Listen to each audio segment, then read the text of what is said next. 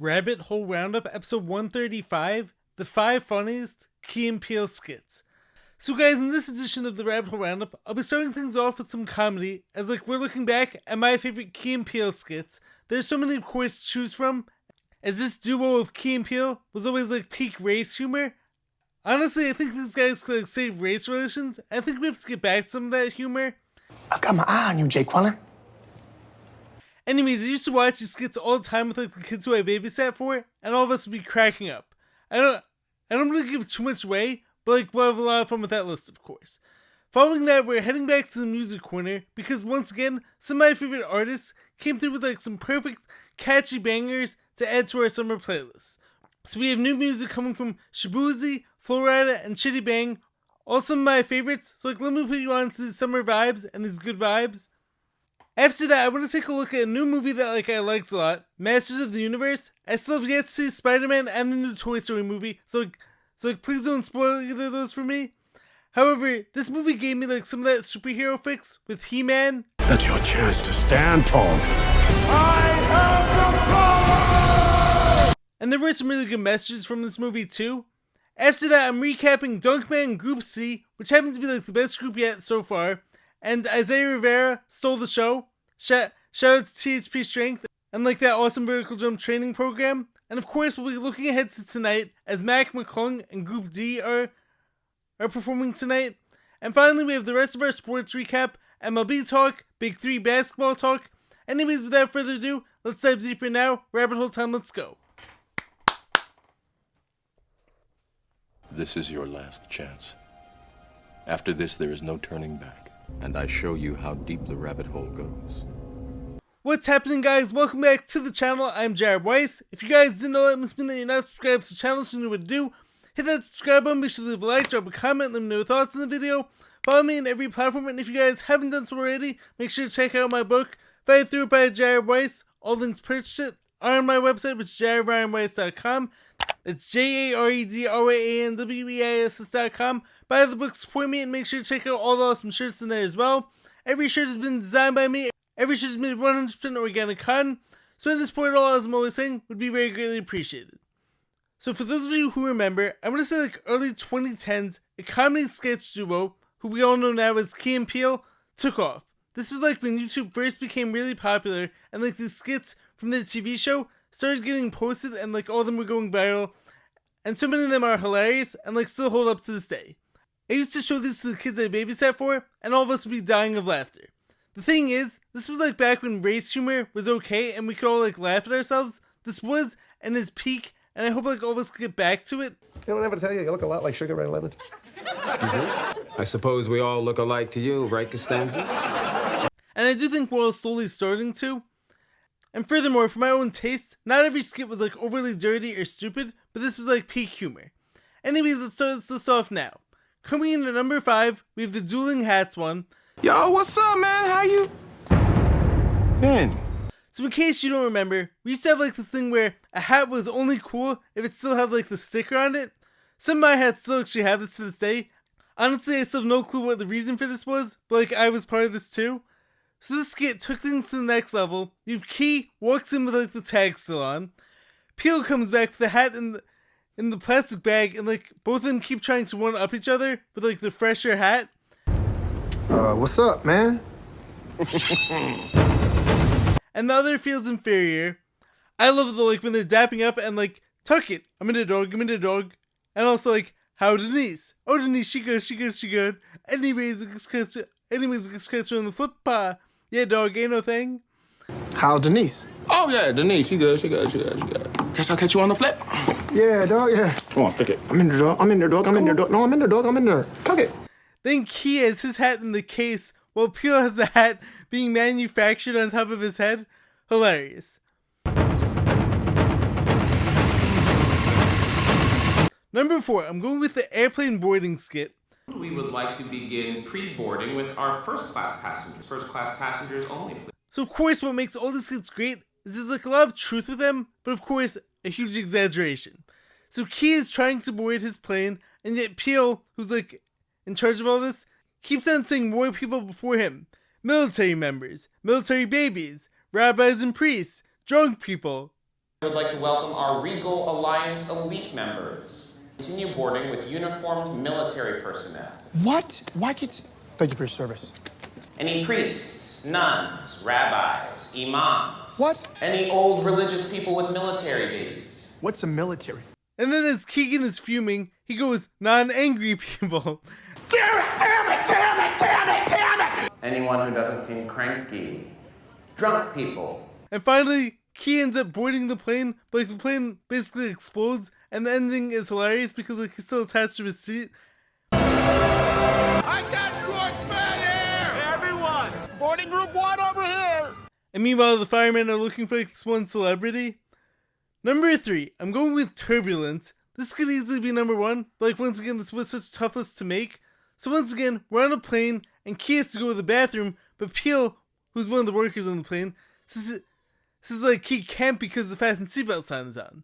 Yeah, I'm just gonna go to the bathroom for a second. I'll be right back, okay? I understand what you want to do. Unfortunately, I'm going to need you to observe the fasten seatbelt sign. So the two of them go back and forth, fighting over like whether or not this is legal or not, because the fasten seatbelt sign is on. The light is on. Is it against the law? And Key makes a weird thing with his tongue. He's like, You see that there's a picture of a seatbelt on that sign. No, but is it against the law? Not illegal. Not illegal. Not illegal. Okay. Legal. That wasn't a word. You're not saying a word there. This is a word. so then Key loses it because like he just goes, I have to poop and I have to piss. So I'm gonna go because it's not against the law. Mark with a K. Mark. With a K. Then Mark somehow makes the plane go crazy with turbulence, and people are going all over the place, and Keegan is like flying everywhere and falling and hitting the ceiling. It's hilarious.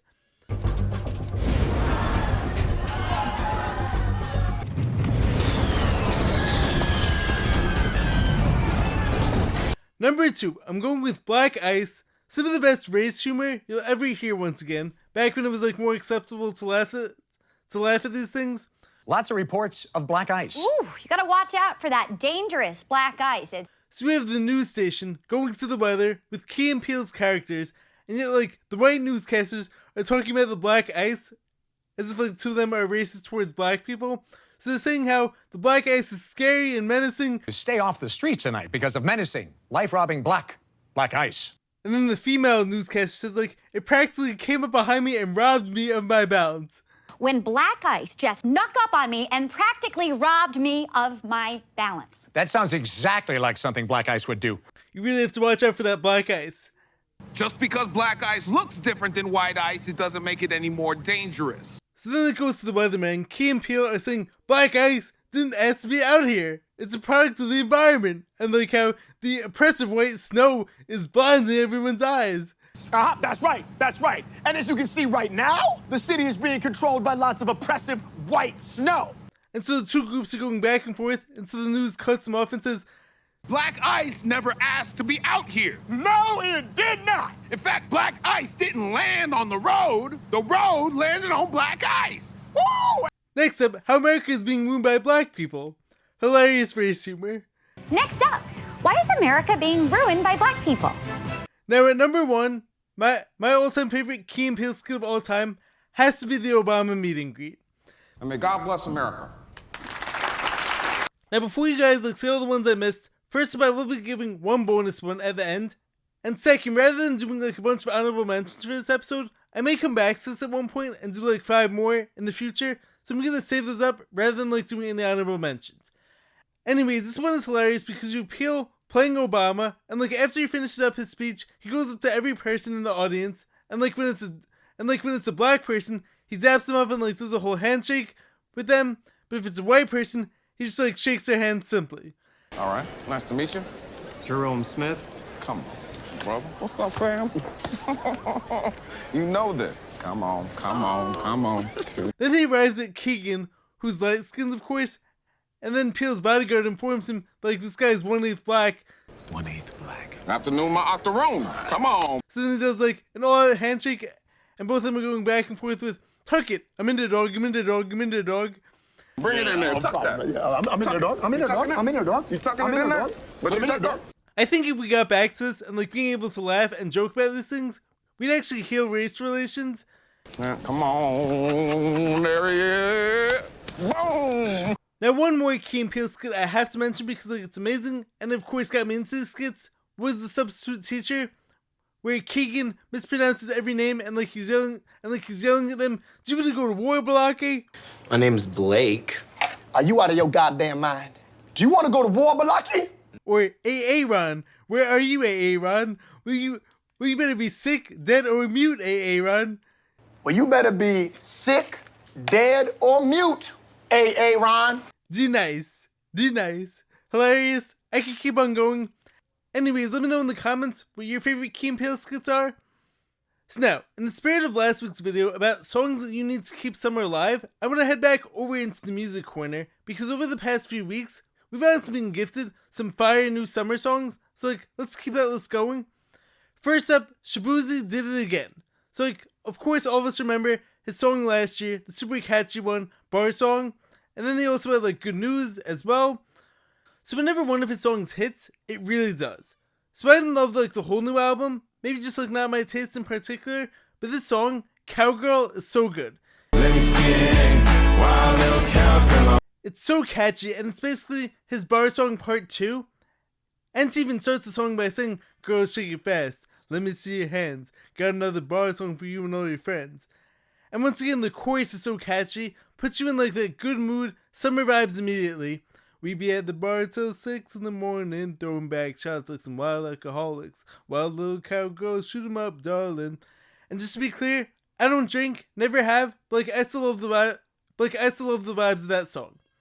Another song I have to put you guys onto from a few weeks ago, but like it needs more love. One of my favorite rappers, who I always talk about, super underrated in this era, Chiddy Bang.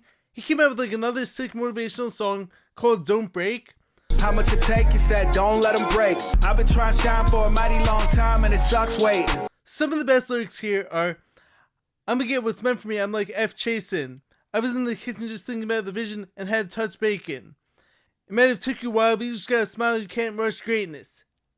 And the line about like a song with Big Sean, "Too fake." And of course the chorus, he goes, "How much takes it, don't let him break. How much takes it, don't let him break. How much takes it, don't let him break." For those of you out there who need like a pick-me-up song to keep going and like stay grinding, the song is perfect. And one more song I want to shout out for this week is another one of my favorites, Flo Rida. Did it again. This time like he remixed the famous song Vacation. Way up, yeah, we be flying private. Honestly, any Flo Rida song is bound to put you in a good mood, and of course just feels like summer. He has to make another album at some point because all of his singles are so good in my opinion. Now sticking with pop culture, I want to talk about 2 movies I watched this past weekend. One that like I thought was really good, the other not so much. And like as you know by now, I'm not a hater, but this got 100% on Rotten Tomatoes, and like I have no clue what these people were watching. Anyways, let's start with the good. So I saw the new Masters of the Universe movie. It's currently on Prime, and I thought like it was very well done. It's an independent superhero movie, so like not part of the MCU. And while of course I can't wait to see the new Spider-Man movie, I still have to see that soon, so like don't spoil that for me. But in the meantime, I did get like my superhero fix with this new Masters of the Universe movie. Use the sword! Use the sword. What sword? Say the words. By the power of Grayskull! But one thing I liked is like it didn't try too hard to be like any other superhero movie out there. The closest comparison I could think of was like Thor with the whole hammer or sword in this case, giving him power, but very different still. So you have this kid Adam who isn't into fighting, and like his parents are the super strong warriors, and like they want him to be ready to be king when the time comes. I know most of you don't remember me, but I know all of you. Years go by, he finds his sword, which had powers of course, or rather was like a way to channel this power, but now he's been sucked into the human world and like he's working a corporate job, and everyone thinks he's crazy whenever he talks about like his whole superhero life.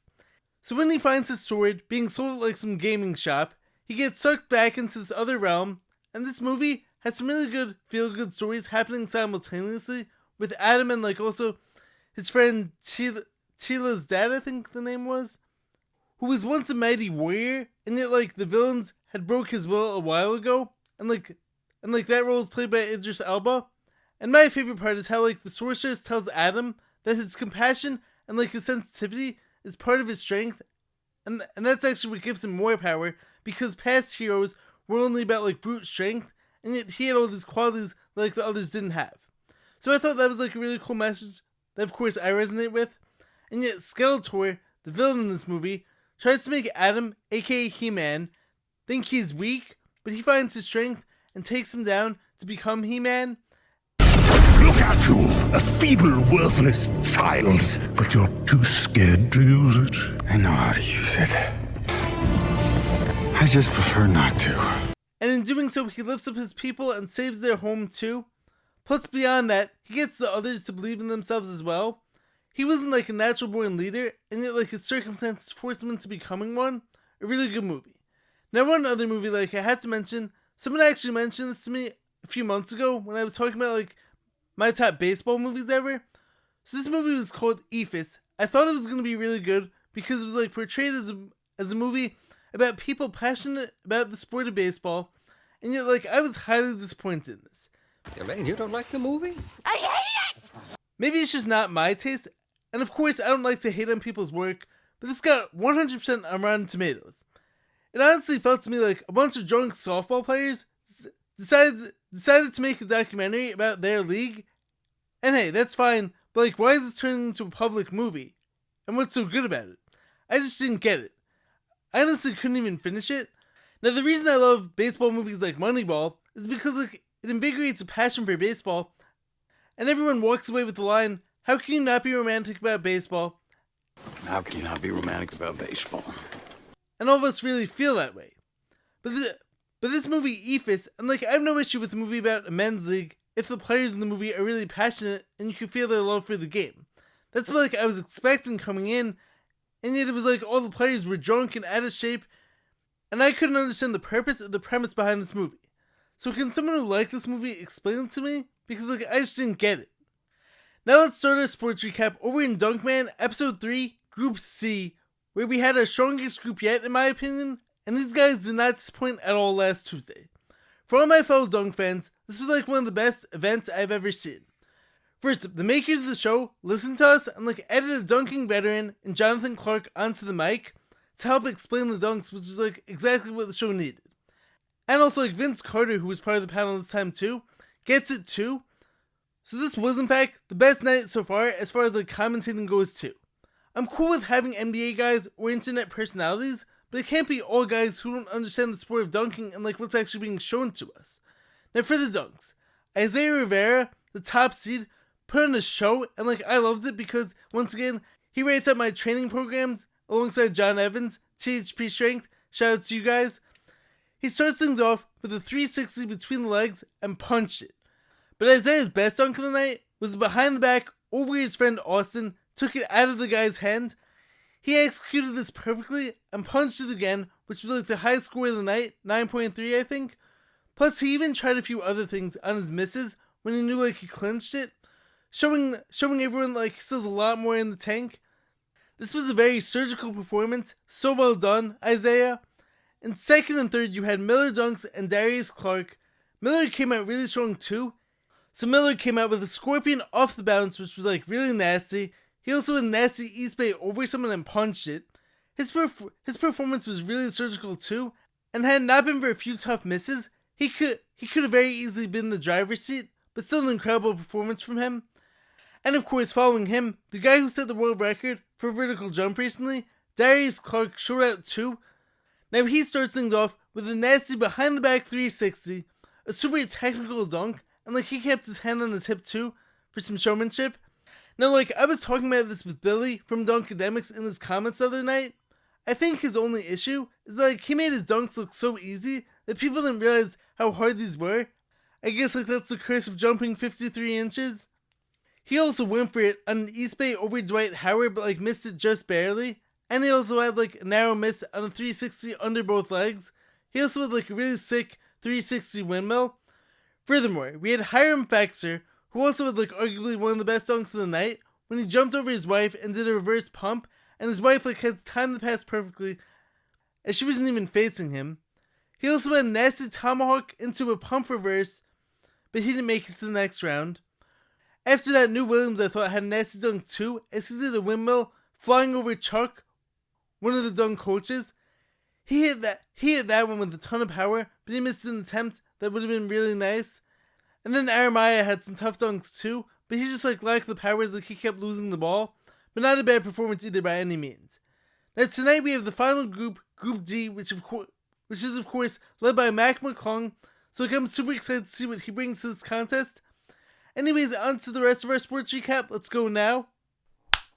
Now moving ahead in our sports recap, a lot of interesting stuff going on in the whole baseball world as the playoff race is slowly heating up with so many teams in the mix right now. But let's start with my favorite team, the Yankees. Yes, the offense hasn't fully been there, especially with 3 of the best players hurt, but this pitching staff has been really strong. This past week we had Fried go 6.1 innings, no runs, and 7 strikeouts. Garrett Cole has been incredible recently, 7 innings, 9 strikeouts, and 2 runs. And Cam Schlittler, the Cy Young guy, 7 innings with 11 strikeouts. And they just won a series against the Braves, one of the best teams in baseball, of course. Ben Rice has looked really good. The new shortstop Lombard got 3 hits in his first series. And he also made some big defensive plays too. Now my one concern is with the Red Sox, who had that stretch of 27-3. Can the Yankees hold them off? The Red Sox have actually lost their last 3 games though. Now sticking with Schlittler, let's talk the AL Cy Young race. Cam Schlittler currently leads the AL in innings pitched at 146 and his ERA is 2.21. He, in my opinion, has the strongest case, but you also have Dylan Cease, who's been incredible over his last 6 starts. He has a 2.28 ERA, but a slightly higher whip. Also, another pitcher who might not be fully in the mix, but does have an outsider's chance, possibly, Sonny Gray, who's 14-3 with a 2.79 ERA for the Red Sox. He's been spectacular for them. Now also, in the AL, there's some teams making a playoff push who I don't think any of us saw coming. The Detroit Tigers, who got rid of Screwball and appeared to be sellers at the deadline, are within 1 game of the wild card. And they may have the hottest pitcher in baseball right now, in Troy Melton. In his last 9 starts, .93 ERA and a .85 whip, and he's only a rookie. The only pitcher with a lower ERA since Melton got caught up is Mizorowski on the Brewers, who should be the NL Cy Young winner, who, speaking of which, over his last 6 starts, 58 strikeouts and just 3 walks as he continues his amazing season. Torkelson and Dingler have been crushing the ball too for the Tigers, but the Tigers are in the mix, and so are the Toronto Blue Jays, last year, who made it to the World Series, and yet this year have looked like a shell of themselves. Vlad Guerrero Jr. hasn't put up the same power numbers. All those other hitters from last year got off to slow starts, and yet that team currently sits 3 games back of the wild card. They're most definitely in the mix. Dylan Cease once again has been lights out on the mound, but I also love how Max Scherzer seems to be coming back as he went for 2 consecutive quality starts. I hope he keeps it up. You know me, I always love rooting for the veterans. This team was a lot of fun last year in the playoffs, so it would be cool to see them get to the playoffs again, even as a Yankees fan. Also, one more thing with the baseball world, I have an idea. So did anyone see Ichiro doing that home run derby last week?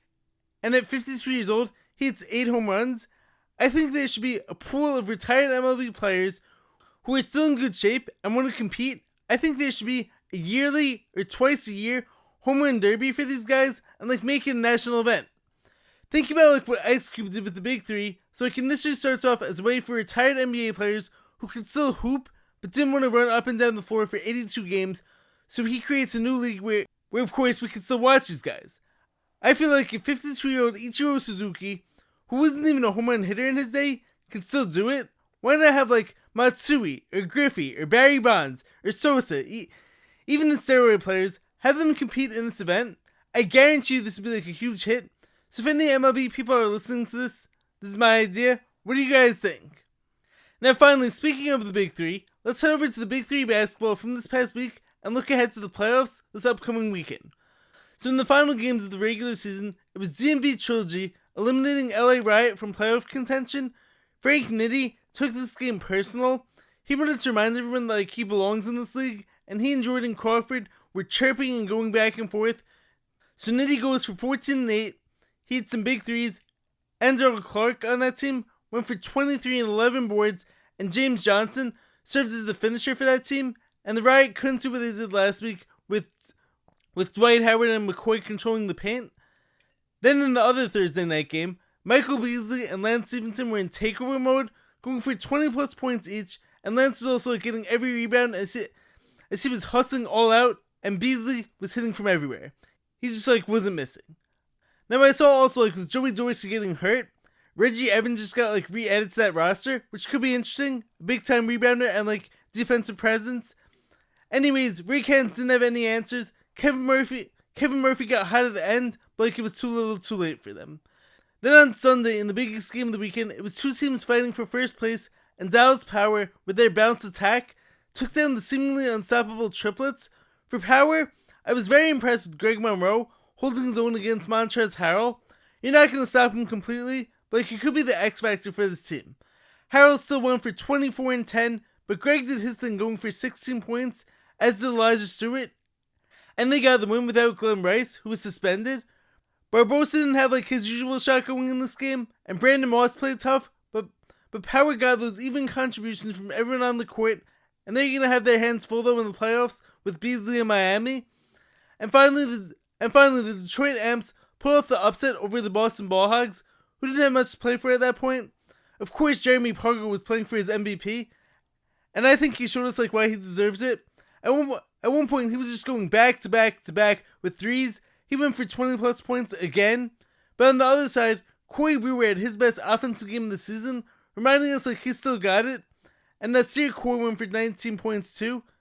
Brewer went for 21. Now for the Ballhogs, even though they lost, I do think that team did one really good thing. They got Garland Green going on offense, which could help them in the playoffs because he's more than capable of doing it, even though his role has shifted this year. Anyways, the playoffs, we have Power taking on Miami, the defending champs.